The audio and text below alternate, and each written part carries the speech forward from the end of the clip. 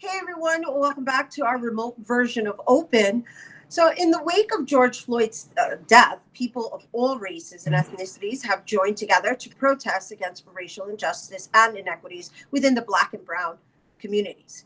This upcoming Sunday, people from all walks of the Latino community will march in solidarity with Black people and highlight the common struggles of African Americans, Latinx, and those of African diaspora.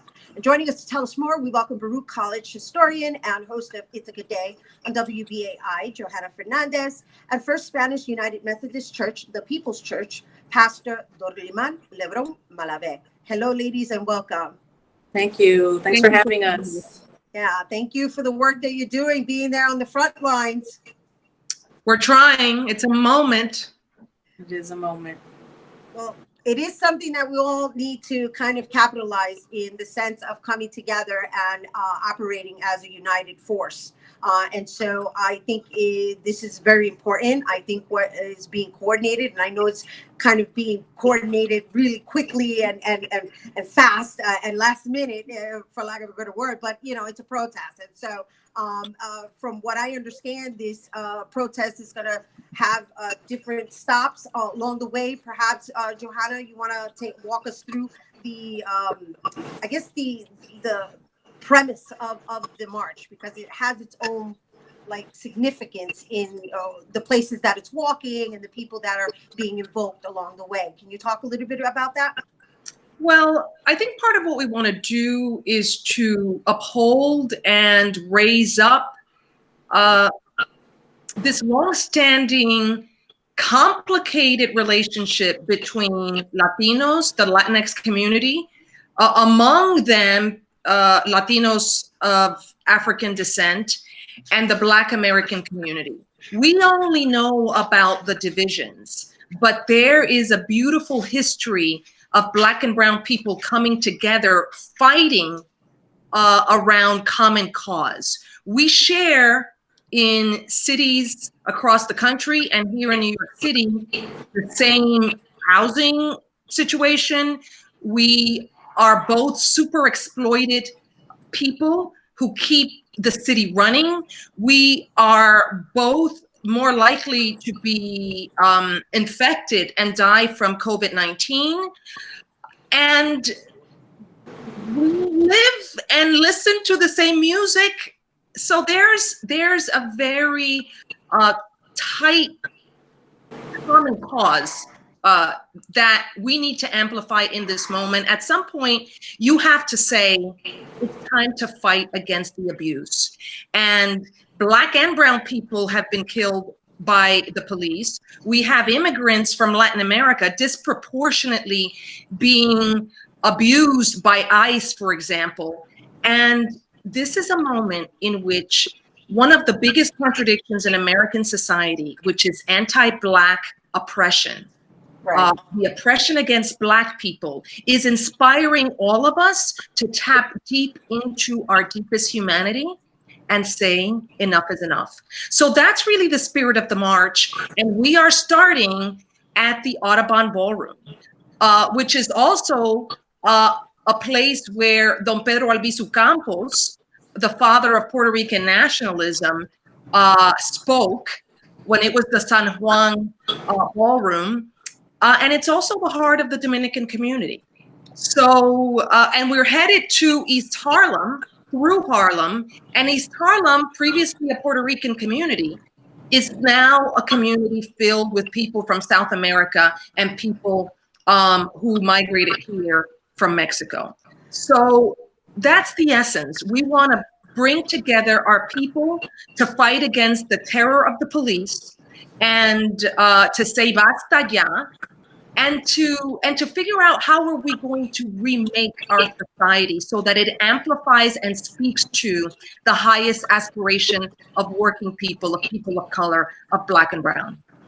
Right, and you alluded to it concluding in East Harlem, and we also have with us the pastor of the People's Church, Dorliman Lebron Malave. And so, the People's Church has a history of being a support factor in anything related to protesting. I mean, back from the Young Lords days, and you're fairly young, so let's talk a little bit about how you were born into this. Well, I went to school at City College, and I think that that was where I was reborn to a certain sense, right? As far as seeing myself as an actor in history through this history of the Young Lords. This church in particular is close to my heart, close to my family. I have a history of my family who migrated to El Barrio in the 40s and 50s when all the Puerto Ricans were coming in around that time. An uncle who was heavily a member of the church. And so for me to be the pastor of this church, particularly in this season, in this moment in which we are in, is extremely humbling for me, because the work of fighting and for a better world, the work of fighting to see a new world come to pass is very much, at least in my opinion, a work of the Spirit. So there is significance in why we are making these stops throughout the march. So as we invoke these spirits of these freedom fighters that came before us, these freedom fighters whose shoulders we stand on today, this idea of believing in a new world deeply and intensely is deeply a work of the Spirit. So I'm just grateful to be able to be a part of this movement, because we keep talking about it kind of like, yeah, this is a very specific and special moment, but the goal is that it's not just a moment, but this continues to build into this movement where we can finally see this new world being born that so many of us believe in and want to see happen. Well, there's definitely a revolution going on. That's without a doubt. And so it's lovely that Johanna is here, because while you were mentioning that there's going to be invocations of these freedom fighters, Johanna, as a historian, my question is are people going to be educated along the process? And in each stop, are there going to be any words or any descriptions behind the people that are being invoked? Absolutely. I think that one of the fascinating things about this period is that people are upholding Black lives, and the demonstrations are profoundly diverse. One of the reasons why this is a moment like no other is because people are defending Black life, calling for the defunding, demobilization, and abolition of the police. And it's not just, the descendants of enslaved Africans in North America who are fighting. It's white people, it's Asian people, it's Latinos, Afro-Latinos, and everyone in between. And so part of what we're going to do in the course of the march is to amplify the different voices for change and transformation that have been integral to the history of New York City. We know who Malcolm X was. Right. Someone who was uncompromising in his defense and fight against, defense of Black people and fight against white supremacy, essentially. But the woman who held Malcolm's head when he was shot at the Audubon Ballroom is Yuri Kochiyama. Who is Japanese.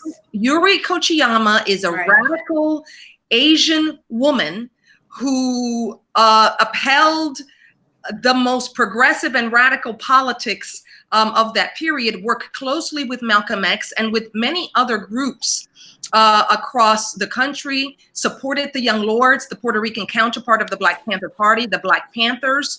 And the reason why she's a radical is because she believed that we needed to fight to transform society, to uproot exploitation and oppression from the ground up, essentially system change. Right. We are going to,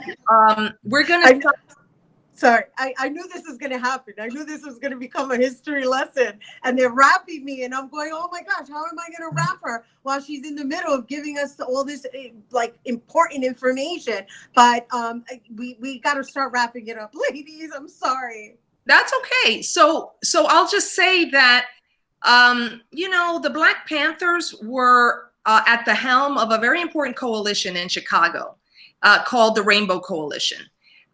You might have heard about the Rainbow Coalition through Jesse Jackson, but its origins are in Chicago with the Black Panther Party. And it was a coalition that brought together Puerto Ricans, Mexicans, Black Americans, but also poor whites from Appalachia. And it articulated the notion that the people in all of those communities who are the poor and the working class need to come together on the basis of class interests to fight against racism and white supremacy, which divides us, but ultimately to transform society. And so that is the history that we're going to raise up. March, right. You're going to And march for. on Sunday in solidarity. And I want to thank you both, ladies, both of you, for being here and representing us and being at the forefront. I love seeing women at the forefront, and that is a big thing for me. And also to see a female pastor. Thank you, Pastor, for being here with us and blessing us with your spirituality. And I just want to share with everyone the details of the actual march, and that's the Latinx African Diaspora Solidarity March.